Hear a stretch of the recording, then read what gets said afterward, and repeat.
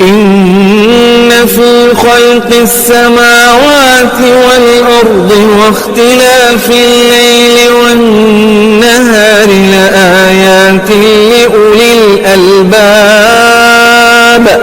الذين يذكرون الله قياما وقعودا وعلى جنوبهم ويتفكرون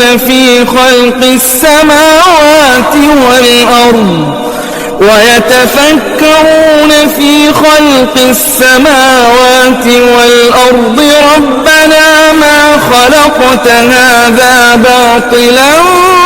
سبحانك فقنا عذاب النار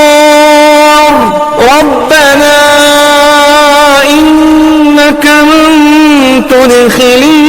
النار فقد أخزيته وما للظالمين من أنصار ربنا إننا سمعنا مناديا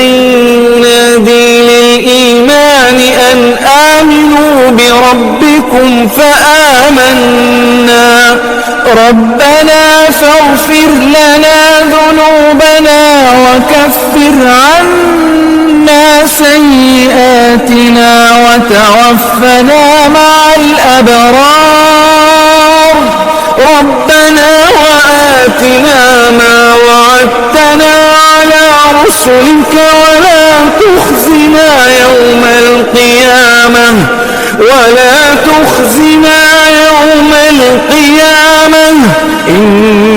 إنك لا تخلف الميعاد فاستجاب لهم ربهم أني لا أضيع عمل عامل منكم من ذكر أو أنثى بعضكم من بعض فالذين هاجروا وأخرجوا من ديارهم وأوذوا في سبيلي وقاتلوا وقتلوا لأكفرن عنهم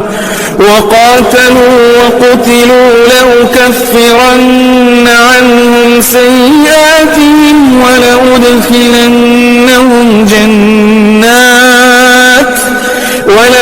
ولأدخلنهم جنات تجري من تحتها الأنهار ثوابا من عند الله والله عنده حسن الثواب لا يغرنك تقلب الذين كفروا في البلاد متاع قليل ثم مأواهم جهنم وبئس المهاد لكن الذين اتقوا ربهم لهم جنات تجري من تحتها الأنهار خالدين فيها نزلا من عند الله وما عند الله خير للأبرار وإن من أهل الكتاب لمن يؤمن بالله وما أنزل إليكم وما أنزل إليهم خاشعين لله لا يشترون بآيات الله ثمنا قليلا أولئك لهم أجرهم عند ربهم